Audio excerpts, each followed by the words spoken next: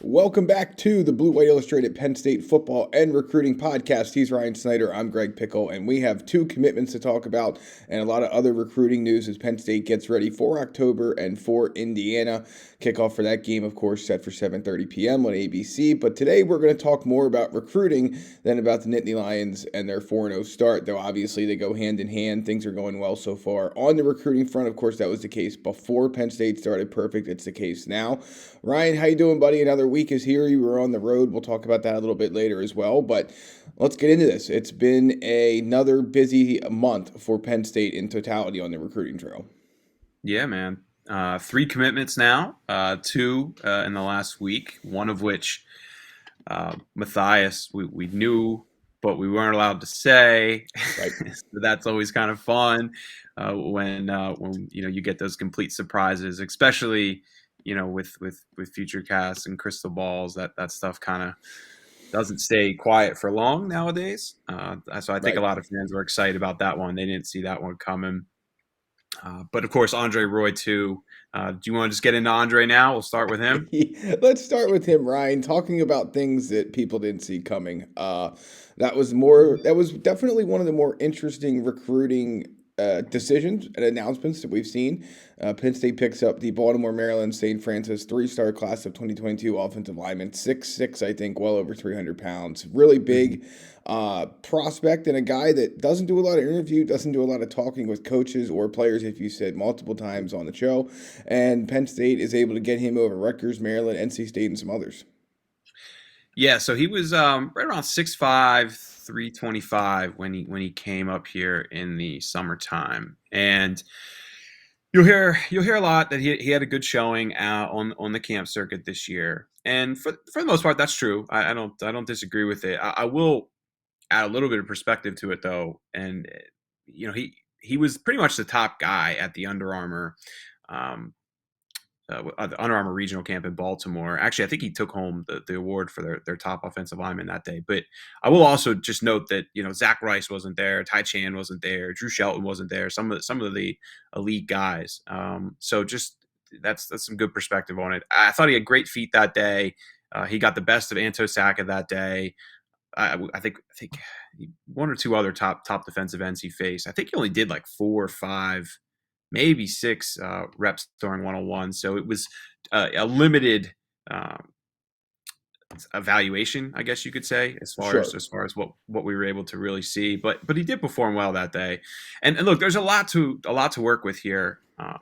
The potential's through the roof, but I also feel like this is certainly a bit of a project for Penn State. And them taking him really kind of tells me that they need to upgrade their offensive line. I think maybe they have. This is just me spitballing here, but it feels like they have maybe some concerns on what they've seen over the last year or so. Because to me, I just didn't felt like they had to take another offensive of lineman here, especially with some of the top 2023 guys here that are coming through and showing a lot of interest in Penn State. But yeah. Look, he went and visited Maryland on Saturday. That hasn't really been put out there too much, and I was traveling throughout Saturday and didn't really get into it a whole lot on the board because I was trying to talk to more people about it. But he definitely was at that Maryland-Kent State game, which to go to another school the day after or 2 days after you commit is certainly raises some eyebrows or raises some questions, I guess you could say. Yeah, that's of note. Yeah. Yeah. So this is somebody who I think Phil Troutwine sees a lot of potential in, and there's look at that size and he does run pretty well. There's a lot to like, but there's a lot of progression that needs to take place. I mean, his senior film so far has been okay. I think a lot of people were hoping to see a little bit more, but Penn State sees enough to take his commitment, and I think now they're going to have to try and hold on to him because Maryland clearly is not going to give up here. And the fact that he was just down there is certainly interesting. So I don't know if this one's completely over with. Of course, Emil Wagner's still in the mix, but I'd be surprised if they were to add another lineman. Of course, if he decommits, Roy decommits, or any other guys, Wagner makes a little more sense. But this was an interesting one, man. I don't know if I'm ever going to get him on the phone. I think I'm going to have to drive to St. Francis. I'm planning to see St. Francis IMG in November, so maybe that's when I'll get a commitment story from him. Yeah, you are not going to get him on the phone. I think we can all safely bet that. Ryan and I dabble in the gambling world occasionally, and we can never find completely safe bets. But let me assure everyone and you that it's a safe bet that you will not get Andre Roye on the phone before you drive down there. So, yes, Penn State's class of 2022, as we've discussed before, is pretty well full, but there are some spots left. And based on, again, we've talked about this before, and we're not forecasting a decommitment, but I think it's fair to say that past history shows that you're probably going to get a couple.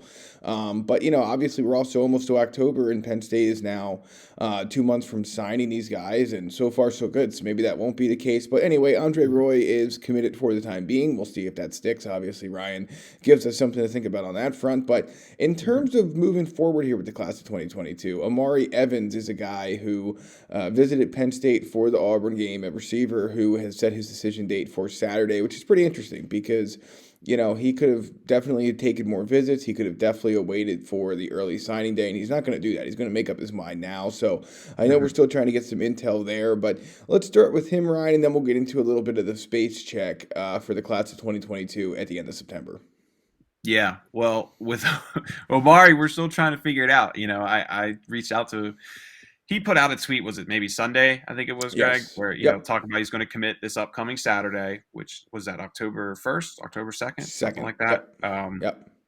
And, basically when I asked around, I was given the impression that, Penn State has to talk about it as a staff. And that doesn't really mean they don't want them. It just, when you have 25 high school players committed, plus a junior, or not a junior college, we'll get into that part of it. Yeah, we'll get into that part of it next, because that's an important thing that you reminded me of that we need to talk about. But as with Evans, right. Yeah, so they just need to talk about everything from this point moving forward. So as of yesterday, when I was talking to people about it, Penn State was still kind of discussing what they plan to do here if Evans wants to commit to Penn State, and that's kind of still up in the air. I mean, from a relationship perspective, it felt like Rutgers had the edge, and they've had the edge, I think, for a little while now. But we're also just coming off the whiteout game and an official visit to Penn State, and he saw the best of everything State College has to offer. So, when you have a commitment like a commitment scheduled 2 weeks after an official visit to Penn State, that definitely is something I'm going to be paying close attention to. So right now, I mean, it really does feel like it's 50-50, Rutgers or Penn State. I don't believe Vanderbilt's very much in the mix. They're showing right now on the field. Would very surprised if would. I'd be very shocked if it's Vanderbilt. I know he did say Baylor and Houston were pushing, but this should be this should be one of the two Big Ten schools. 50-50 I'm going with at the moment. We'll see. I should have a better I'll definitely have an update on the board in the coming days. I think Penn State's still trying to talk it out. So you can visit that message board Ryan talks about, bwi.rivals.com. Join us inside the Lions Den forum. You can check out all the latest recruiting news and notes. We'll have an Indiana visitor list later this week, and also some interviews with guys who visited for Villanova or Auburn or are planning to visit for the Hoosiers class. So check us out, bwi.rivals.com, bluewhiteillustrated.com as well. So Penn State does have at least 3 receivers committed, right? Caden Saunders, Anthony Ivy, Tyler Johnson, Christian Driver, could be a safety, could be a receiver. Same goes for Mekhi Flowers. So maybe they don't need another wide receiver in this class, but I don't think you're going to turn down Amari Evans if he does want to commit to Penn State. But at the same time, as we talked about before, it's a numbers game. So let's move on to that part of this conversation, Ryan. 25 guys in. There's a talk out there. I think Sports Illustrated's been the one that has reported it most, but that they're going to allow schools to maybe sign up to 32 players in their respective recruiting classes by replacing guys who leave for the transfer portal after the early signing day. So that's something that I know a lot of people want to discuss, but we have to keep in mind that it's, number one, it's about the 85-man scholarship count. And to the point we were just getting to a second ago, and you brought it up to me on the day that Andre Roye committed, but Spencer Rowland, the Harvard offensive lineman, who I got to watch a little bit of them, I think, this past Friday on ESPN, and that offense is pretty good. He looks like a good player at any rate. He's a part of that count, and we keep forgetting about him and just say it's very easy to fall into the trap, so to speak, of saying just 25 commits, but it's really 26 with Spencer Rowland. So Penn State's already at that number, and if you don't have a bunch of guys leave early for the NFL, I don't know how much more wiggle room they're going to have left. Yeah, I mean, to me, it's 2 more max, basically. Yeah. Now, of course, they can keep going, but then you get into that tricky spot of, do you kind of have to find scholarships? And you guys know where I'm alluding to there. Do you kind of have to cut guys at the bottom of the depth chart? And no, I promise you, they don't want to do that. And of course, there will be normal attrition that you always see in the transfer portal. But I think if they got past 28, it gets very, very difficult. So, we have Amari Evans, we have Andre Green. To me, if Andre Green was realistic, he would have been at that whiteout game, in my opinion. Now, agreed. He could still maybe come for an official visit. I don't want to completely rule it out, but he had the opportunity to be here for that, and he didn't show. So I don't see it happening. I think North Carolina, Georgia, and Clemson all have a substantial edge on Penn State. Yeah. Maybe he'll make it here, but I don't see it right now. So it's Amari Evans at wide receiver, Jayshawn Barham at linebacker. Now Penn State is still pursuing Wesley Bissaint from Miami. He of course took an official visit in the summer. Man, it's hard for me to see him coming north. From what I gathered after that visit, parents were very happy with Penn State. Coaches, they like the idea, but from talking to people, I got the impression that Wesley I don't know if State College was right for him. And Matt, that may be me kind of reading between the lines a little bit, but that's just from talking to a couple of people. They said, hey, the family seemed to love it, but we got kind of mixed views from Wesley. So yeah, look, if he's another guy, if he made it back for an unofficial visit, that would be huge. But right now, I just see him ending up somewhere, one of the Florida schools, basically. And then of course you have Emil Wagner still too, who Penn State will continue to pursue. He was absolutely their top offensive tackle prospect. I know Troutman really likes him a lot. But can you add another offensive lineman? I mean, if Barham were to commit and Evans commits, I don't see it happening. But if Evans were to go to Rutgers, then Barham. I don't know when we're going to get an answer on Barham. I thought people were mentioning maybe October, but then I was asking some Penn State people about it after his visit, and they were like, "Hey, he never brought anything up about October to us." So from what I've gathered, that's just totally up in the air on who may decide. And then of course Wagner, who he publicly put it out there that he was going to commit during the All-American Bowl, but then I talked to him last week after the whiteout, and he was like, well, I might have to move this up a bit. So a lot of decisions to be made, but of course his brother is at Kentucky. He has a graduate assistant now. Notre Dame always kind of had the edge there. So with Green and Wagner, it feels like Penn State's, third, fourth in that totem pole. So that's why I think Amari Evans would be a very realistic add if Penn State can take him, and that's the answer I'm trying to figure out. Then of course you have Jayshawn Barham down the road. They won't skip on Jayshawn Barham. They'll find room for him. So right now, Evans, Barham, they feel like the most realistic guys that would get you to 28 when you include Roland, and I think that would be it. But then of course we have decommitments and everything else that could pop up, and that's why they can't stop pursuing a lot of other players. What about Larry Turner-Gooden? Is he someone fancy to keep an eye on at this point? Yeah, forgot about him. Yeah, there's so many guys. Yeah, he's definitely someone that they need to keep an eye on. Obviously, of course, with him decommitting from Arizona State, I wrote last week that I felt behind Hawkins, who is Arizona State's defensive back coach, but he's on administrative leave. I don't think he'll be back. Terry Smith, I get the impression is the second best relationship or one of the best he's formed so far. Hawkins' brother, Armand Hawkins Jr., he's one of the directors of recruiting at USC, but of course everything else is about to change at USC.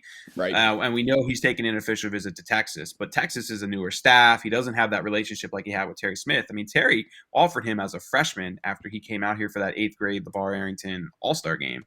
So there is a relationship here that goes back like 3+ years.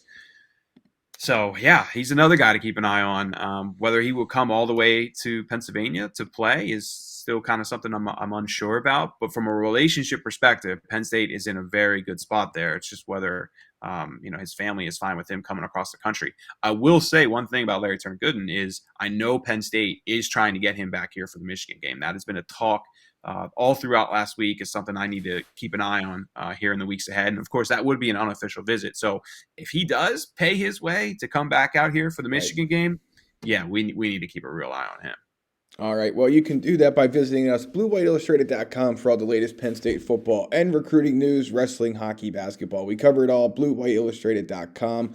Let's move on to commitment number 2, Ryan. Mega Barnwell was once committed to Penn State, decommitted from Penn State back in January, I believe it was, of this year. And now he's back in the class. And this was one where he visited for the Auburn game, really seemed to enjoy himself, and then came back for the Villanova game and became the second prospect in as many weeks to commit to James Franklin on the field prior to kickoff. Let me start with that aspect of this, because I think most fans know what Penn State's getting in Mega Barnwell and whether, we'll get into his position thing. But let me start with that idea of guys committing on the field. I think it's cool. I think it's going to become the cool thing to do. There were a couple of people on social media and also in our Lions Den message board kind of questioning whether or not it was a distraction. What are your thoughts on that? To me, if it was, Penn State wouldn't allow it. So, it's not exactly like, there's a little bit of coordination to all of this. So I think it's neat. I think it's something that kids are going to want to do more and more now that some other guys, Lon Payne and now Mega Barnwell, have done it. Yeah, Payne was kind of a surprise. That was like the first time, and as we hit last week, it felt like James was genuinely kind of surprised by that. But Barnwell was kind of I don't want to say set up, but like we knew that was coming. Penn State kind of knew that was coming with a couple days ahead of time. Look, the distraction is the recruiting lounge before the game when there's 60 guys up there and you're 3 hours from kickoff. And how do you hit everybody? Yes, correct. Yep. Yeah, that's the distraction. And, the committing on the field is a 30-second thing. It's not even 30 seconds. It's not even 30 seconds. It's like it's 15. A couple. Yeah. A photo quick and boom, next guy in line, let's go. So and I don't look at that as a distraction at all. And I certainly would not be surprised if we see other 2023 guys do that. Of course, Barnwell, Evans, they've already taken their officials. I don't see 2022 guys doing that this year, but I wouldn't be shocked if another 2023 does that. So, but I call Mathias. Is it Mathias or Mega? You like Mega? I like Mathias. Let's go with Mathias. Let's go with Mathias.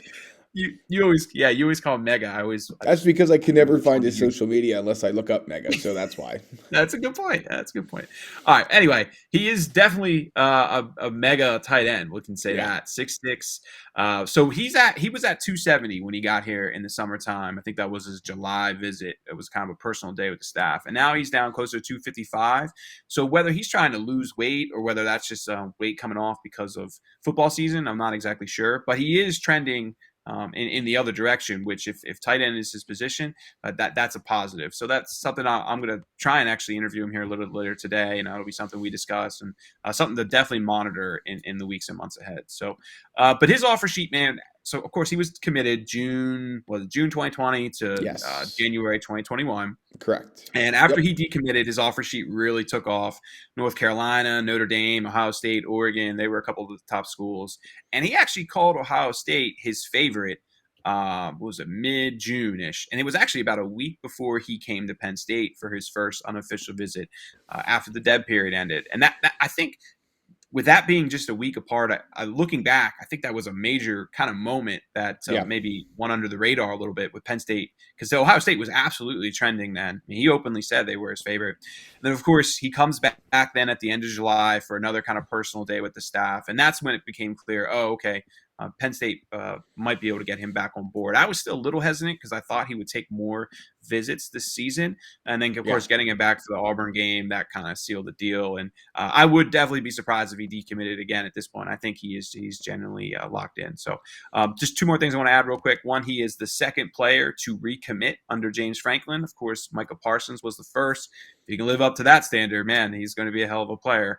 There's been about 30 decommitments since 2015. I went back and tried to track them all the other day. So that's a pretty big number. So a recommitment isn't something you really see all the time. And then just two, we know he can be a tight end and we know he can be an offensive tackle. That's something we talk about a lot. Where he progresses long term, that only time will tell. But Notre Dame did offer him as a defensive tackle to play the 3 technique as well. So right. I get the impression Penn State is definitely on the offensive side here, but don't overlook the fact that he could play on the defensive line as well.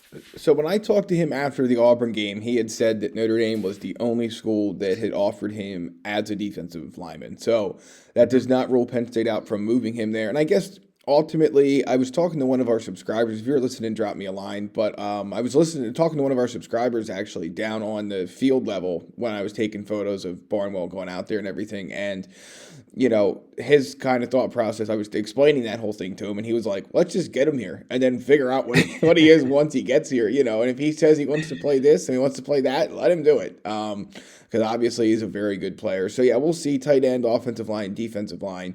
I agree with our Blue White Illustrated subscriber who said, doesn't matter, just get him here and you'll figure it out when he gets here. James definitely agrees with that. Yeah. I know that's for sure. He just wants to get him on board and figure it out. I mean, Penn State has a handful of those guys every year, and he will certainly fit that category in 2023.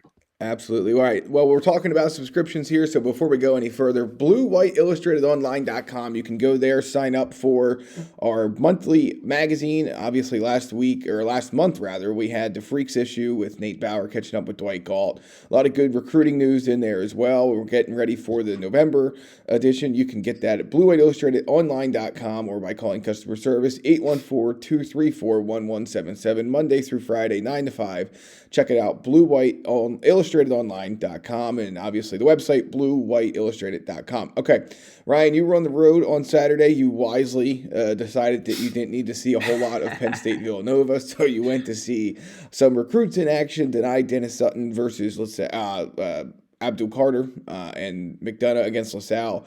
Unfortunately, as you wrote on Monday, both of those guys a little bit banged up, didn't play as much as we would have hoped, but you saw some 2023 guys as well. But let's start with the two Penn State commits, what you were able to learn from them while they were in action, even though you would have hoped to, of course, see more. Yeah, so Dani definitely isn't 100%. So we'll hear. These are Abdul Carter highlights. So let's start with Abdul. I thought he played really well around the line of scrimmage, and that's what really stood out to me. When he is asked to play the run or get after the quarterback, boy, he excels at that. He times blitzes so well. I mean, there are a couple other clips in here. This one here, he just misses the guy. Does trip him up, though, but he could have had a couple of those plays where a big tackle in the backfield. And I think actually the last clip here, you'll see he actually gets a 4th and goal stop. And it was a big moment in the game because McDonough was starting to get some momentum. But, man, he's 6'3", 235. Okay, he's already the size or bigger than some of Penn State's linebackers. So the question here is just, what is he going to play? And after watching him and watching his strengths, yeah, it does feel like defensive end here. And, of course, you've already had Tyrese Fairbury decommit. Penn State wanted to get a defensive end in. They were looking at DJ Westlock, and then I think they kind of decided, I don't know. Here, watch this play here. It's a great play. Reads it really well, and that was a big moment because McDonough was really getting some big momentum. But, yeah, I see a defensive end here. And I think if you look at what's left with Barham still on the board and the fact that they – Fairbury's committed elsewhere. DJ Westlock still, I guess, around, but I don't get the impression Penn State's pushing that hard. It feels like to me that Penn State's kind of thinking, all right, this will be our additional defensive end in this class. So yeah, I thought he played well. I mean, there was one, I did include one clip in there where he kind of caught flat-footed in the passing game. But for the most part, he was fine, especially for his size. And, we put up those crazy testing numbers, so the guy can definitely run.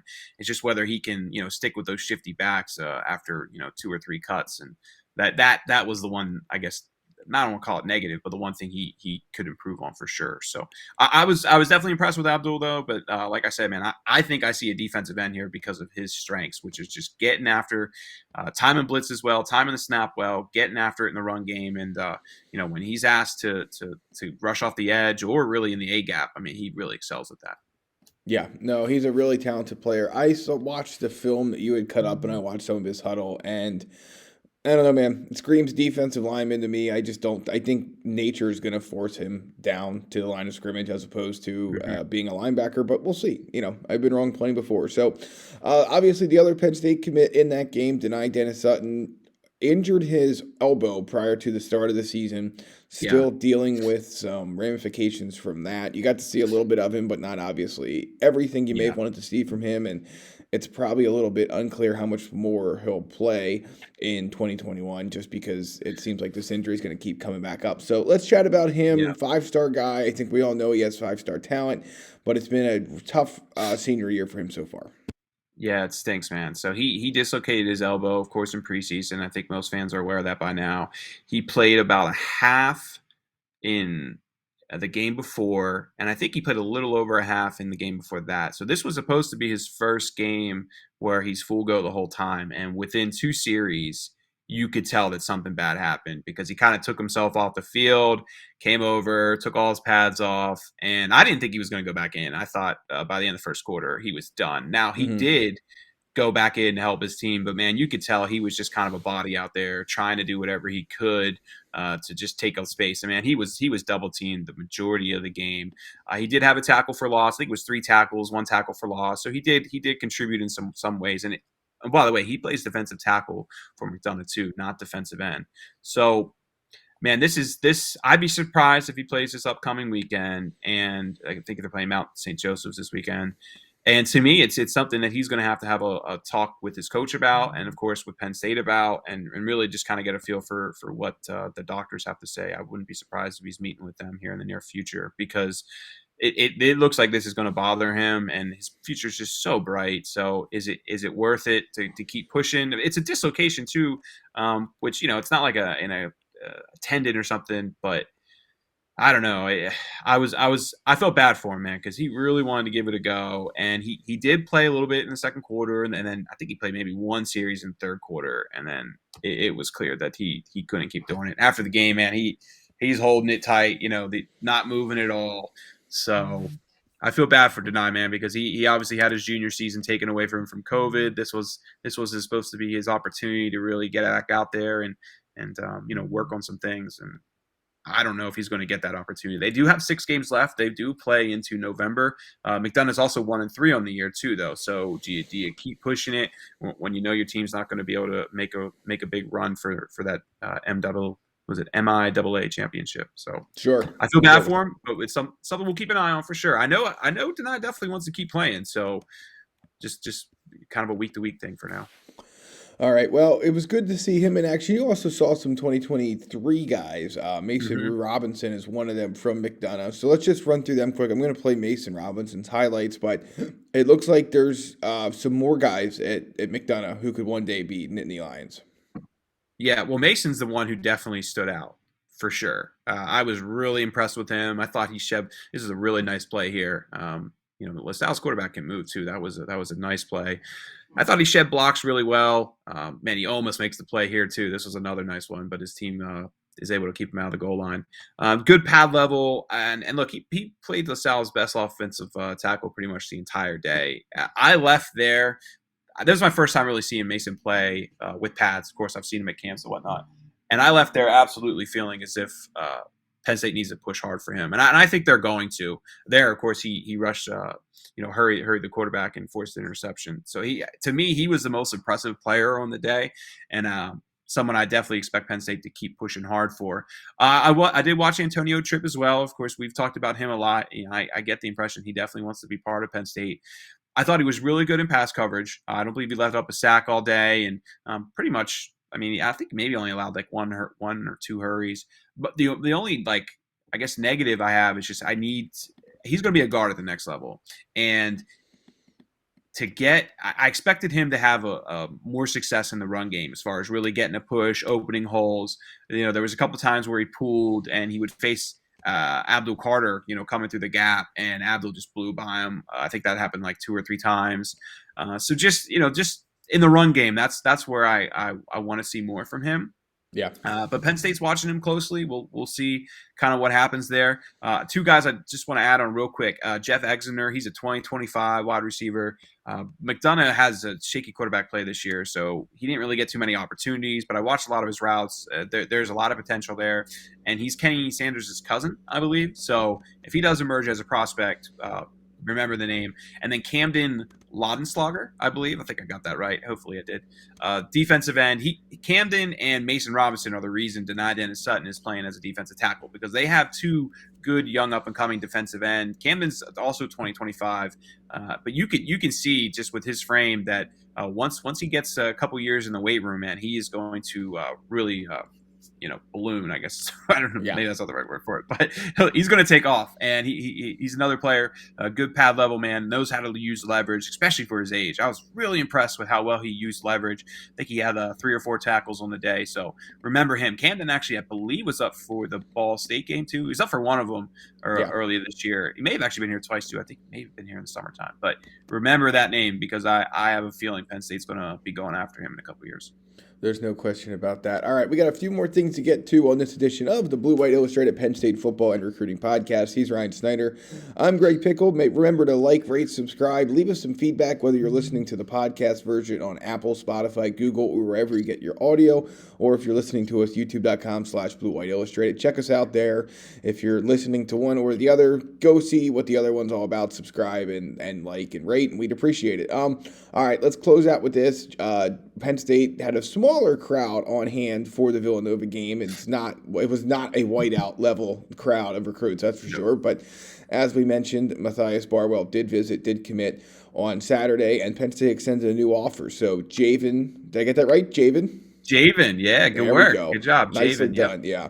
I had lots of time to practice while waiting for some folks to show up today that never did. At any rate, Javen Williams offered.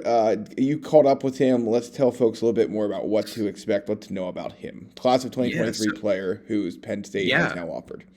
Really taking off. So Javen was here in the summer. And West Virginia just offered him while we were recording, by the way. So really? Another one. Yeah. So he's up to, I think it's like 9 offers in the last 10 days. So he's really taken off. His film just kind of hit the, hit huddle, and a lot of schools are watching him closely now. I know Michigan was one of them. Pitt was the first to offer. But long story short here, he came up to Penn State's camp and actually didn't have that great of a performance. And he admitted that to me the other day. We were talking about it. He said he was really kind of upset with himself. He did run a 4.9-ish shuttle, which actually is pretty good for his size. Now, what really impresses me here is some of his track and field numbers. I believe he ran, I have it here, or he threw, 59-foot shot put, I believe, and then a 185 discus. Those numbers really show some awesome core strength, and I believe that played a big part in Penn State offering, in addition to his film. And he said we talked to Franklin. James made it very clear that he was really impressed with just the amount of improvement, not that they've seen from last season, but really just from what they saw from him at camp and then over the first couple games of the season. So this is going to be a player who really takes off. Adam Freeman already gave him a 4-star rating, which I was actually a little surprised to see with, because Adam doesn't do that very often. So the film is impressing people. Look, he's still raw in a lot of ways, but when you have some of those numbers, he's quick feet with a 4.9 shuttle, some crazy core strength with those shot put and discus numbers. I think that's why Penn State said, hey, we got to make a move on this young man. And just one other thing, I was really enjoyed talking to him too. He's a very well-spoken, smart, articulate. He's just now learning how to talk to the media, but you can really tell that he has his head on straight, so he'll fit this program really well, or whatever program he ends up at. But remember the name, folks, because he is blasting off right now.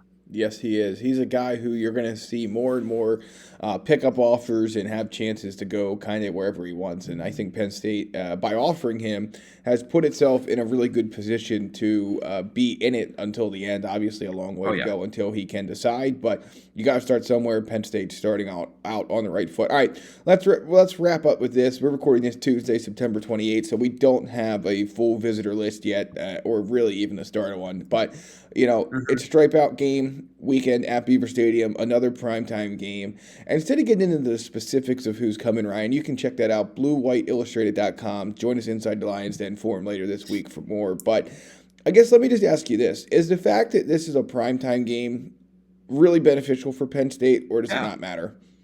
Yeah, it'll help for sure, because there's so many guys who, they play late Friday. And, well, first of all, there's a lot of guys that were just here for the whiteout, right? So they don't really have a ton of motivation to run back up to State College. If they were just here 2 weeks ago, they play at 7 o'clock on Friday night, and then if the game's noon, especially if the game is noon, that makes it a really difficult day. Now, I don't think this game would ever been noon. This game was 3:30 or 7. I was actually surprised it was 7 o'clock. I thought it would be a 3:30 game. I was pretty excited about it, to be honest with you. I was not pretty excited about it, to be honest. It's hot. It's late nights, man. Yep. Greg has to drive back to Harrisburg after, so that's a 4 a.m. In your bed kind of night. But I know Penn State fans are excited about it, though, because they get the tailgate. So I'm happy for them to get another night game out of this. Number 4 in the country. I'm sure they're pumped. I will say I do have a couple names that I am expecting. I'll share a couple. The Archbishop Wood kids are expected to be here. So Eric Gardner, Samaj Bridgman, Marcus Dixon. I'd have to double check on that. But as of last week, I know that was from speaking to their coach, this was the game they had circled. They weren't able to make it up for Auburn because they had a game earlier that day. So I would expect those guys to make it up. And then Phil Pixiotti, I still haven't figured out exactly how to pronounce his last name, but we're going to go with that. Yeah, and you're going to say until he it, not corrects me. Yep. He's expected to be here too, which will be another one. But this list should be pretty solid. Of course, it won't be Auburn. We're not going to have 50 uncommitted players here, but it will be better than Ball State and Villanova, which had just a handful of uncommitted players, a couple committed. Yep. I would expect a good group of the committed guys to make it back up. And, night games are always fun.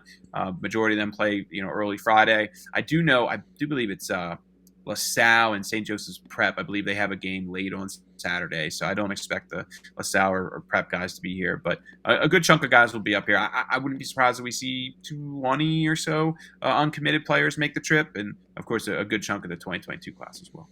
All right. Well, Penn State is ready for first game of October. We're ready for the recruiting stuff that will come out of that. It has been another edition of the Blue White Illustrated Penn State Football and Recruiting Podcast. He's Ryan Snyder. I'm Greg Pickel. Ryan, I think we covered everything. Any final thoughts here before we hit the road on this last Tuesday in September?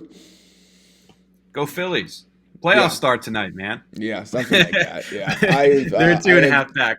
You've given up? They might as well be 200.5 back. After the Eagles last night, the Philly fans, we need something to support. Yeah, I'm not sure. Hey, the Flyers start on Tuesday night, so maybe we'll have to just go there. It was a rough Monday evening for us Eagles fans, and I have a weird feeling that the Phillies' week in Atlanta is not going to make things much better. But time will tell. And the good news is that we have plenty of Penn State football and recruiting coverage to talk about. So for Ryan Snyder, I'm Greg Pickel. Check us out, bwi.rivals.com for the latest Penn State football recruiting news, team news, and everything else in between. If you like Penn State athletics, you should be following us. Check us out Twitter, Facebook, and YouTube. YouTube.com/Blue White Illustrated. We will be back next week with more to talk about. It'll be another busy week, and we look forward to chatting with you then.